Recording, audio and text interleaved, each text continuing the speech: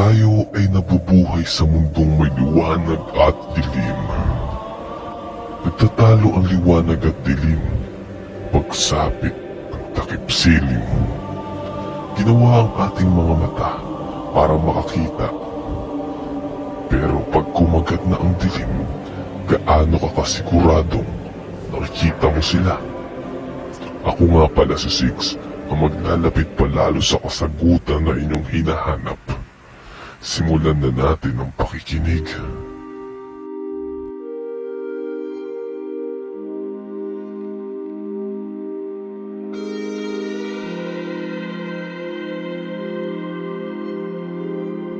Hawak ang tasang may lamang mainit na kape.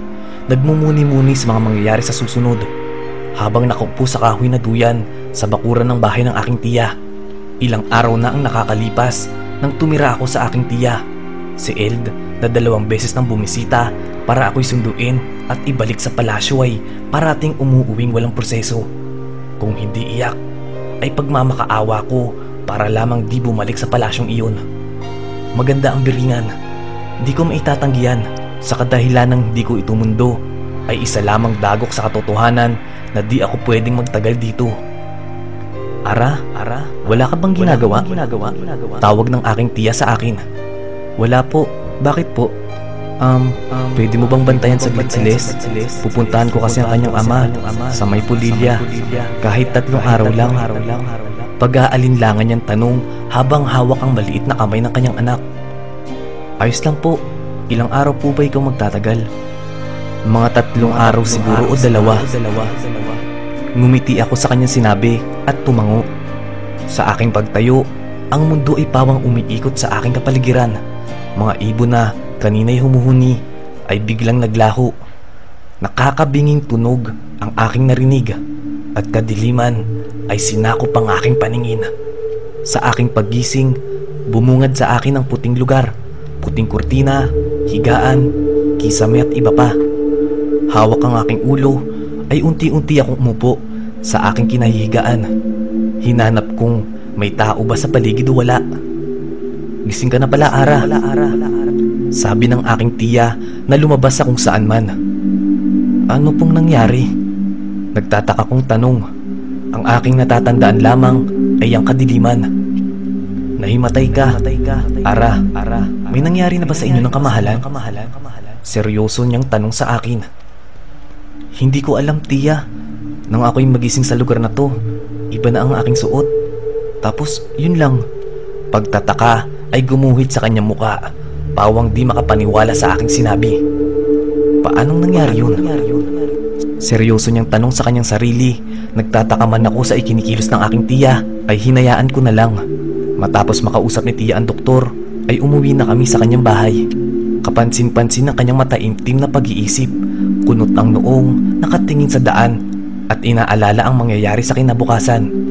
Ako may mismo'y nagtataka kung ano ang nangyayari sa aking tiya. Kahit isang salita ay wala siyang nabitawan sa akin kanina habang pauwi kami. Nais ko mang tanungin, ako'y natatakot. Baka iyong problema niya ay di para sa aking mortal, kaya mas nanatili na lang akong tahimik. Nakaupo ako sa sala, hawak ang remote at nanonood ng kanilang TV. Nakakatakot man isipin pero walang tunog ang kanilang mga palabas dito. Di gaya sa aking mundo, ang telebisyon doon ay puro kasiyahan lamang, makukulay na komersyal at ano pa. Pero dito, may kulay nga, wala namang tunog, pero aking pinagtsatsagaan na lang. Mga palabas nilang di ko maintindihan. Mga komersyal na nagpro-promote ng abilidad at kakayahan ng babaeng dapat na kanilang mapapangasawa. At mga paraan para tratuhin ang kanilang mga asawang tao. Nais ko mang magbasa ay di ko maintindihan ang kanilang lengguwahe. Ang pagkain nila dito ay kakaiba, pero isa lang ang sabi sa akin ng aking tiya. Kahit anong mangyari ay di ako pwedeng kumain ng itim na kanin kung nais ko pang makauwi sa dati kong buhay. Nakita ko ang anak ng aking tiya na bumaba galing sa 2 palapag ng kanilang bahay. Hawak ang maliit na bola at tiningnan ako gamit ang kanyang bilugang mata. Tita, laro. Inosenteng sabi ng bata. Di ko siya magawang tanggihan. Ngumiti ako at hinawakan ang kanyang kamay. Pawang papalabas na kami sa likurang pintuan ng bahay nang may marinig kaming kumakatok. Dito ka muna ha. Bubuksan ko lang, sabi ko kay Liz. Ngumiti ang bata at nagtungo na ako sa pintuan. Hawak ang seradura, binuksan ko ang pinto at tumambad sa akin ang seryosong mata ng lalaking may gintong mata. Hawak ang maliit na kamay ng kanyang pamangkin. Naglalakad si Ara sa pasilyo ng palasyo. Nakasunod sa kanila ang 1 dosenang gwardya na may makukulay na mga buhok. At ang kanilang nasa unahan naman ay ang lalaking nagmamay-ari ng puting buhok. Eld, si Liz, baka hanapin siya ng aking tiya. Pag-aalinlangang sabi ni Ara.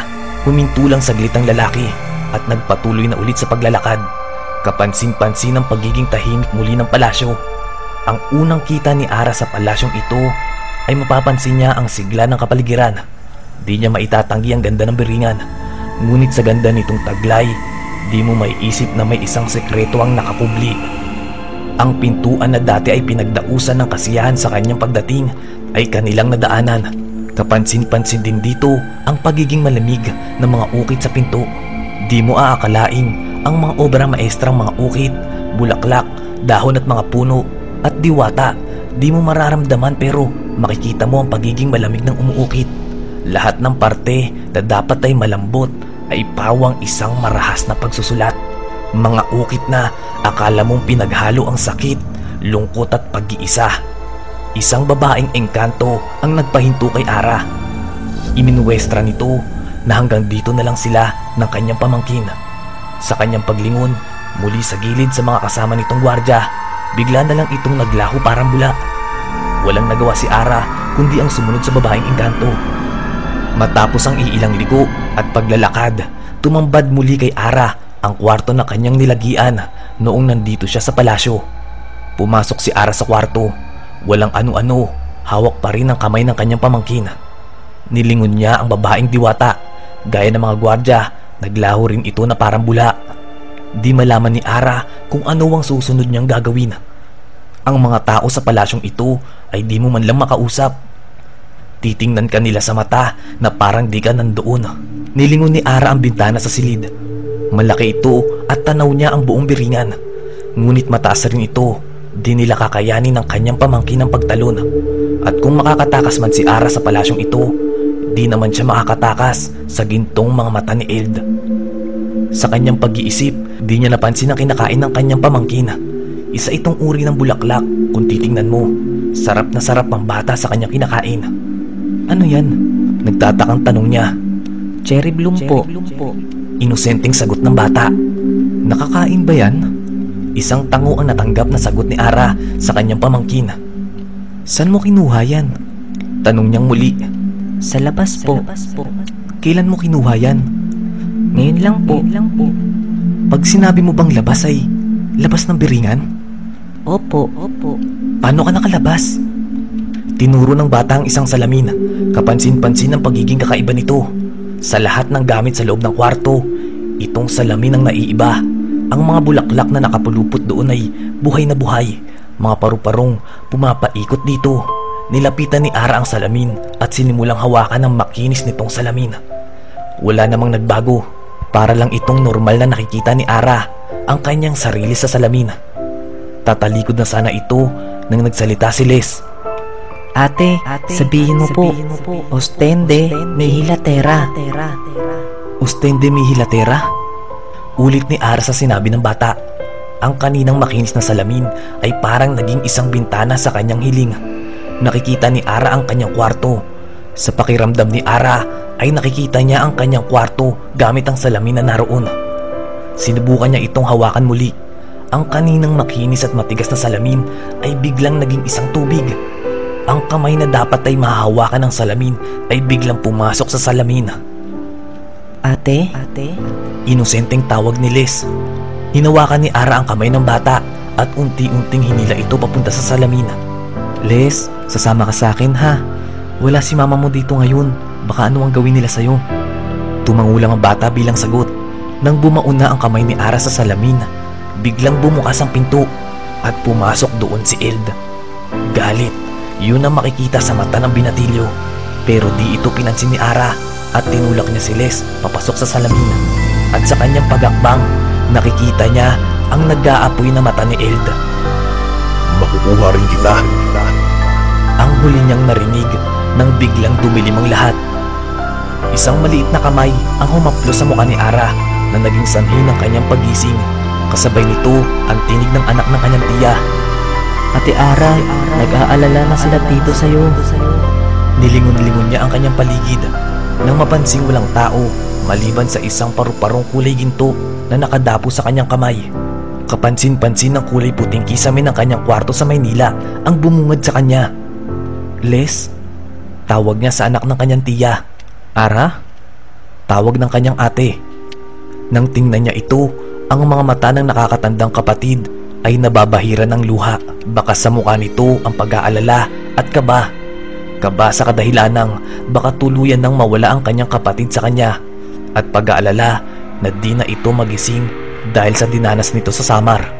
Si Les? Tanong ni Ara sa kanyang ate. Ang kaninang mukha ng pag-aalala ay biglang naging imahe ng pagtataka. Sino si Les?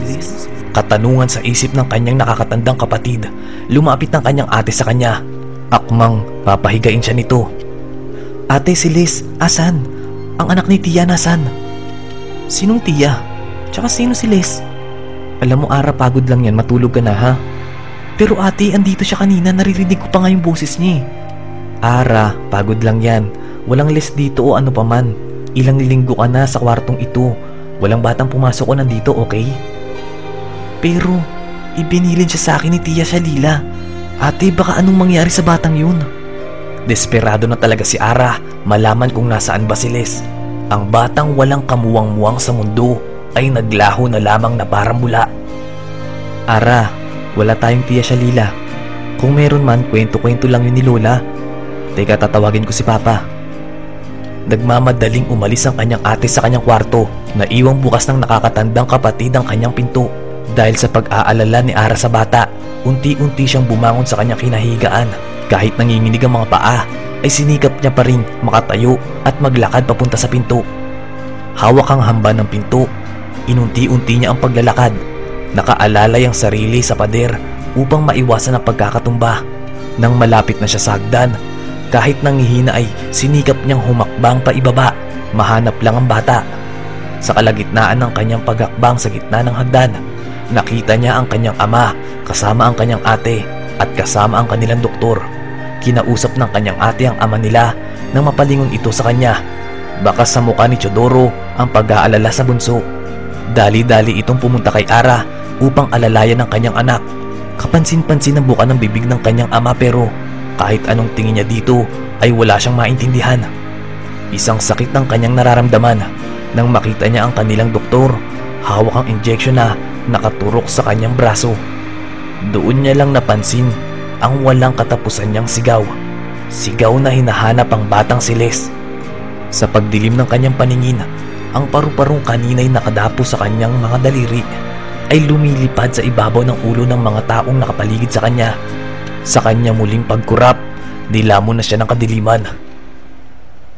Nararamdaman ni Ara ang dampi ng hangin sa kanyang katawan. Yakap ang sarili upang maproteksyonan siya sa lamig. Nilibot ni Ara ang kanyang paningin sa paligid. Lahat itim maliban sa isang taong nakatalikod sa kanya. Amica Mea, alam mong kahit saan ka pa magtago, makukuha at makukuha kita. Gustong sumigaw ni Ara nang malaman niya na ang nagmamay-ari ng likod na iyon ay si Eld.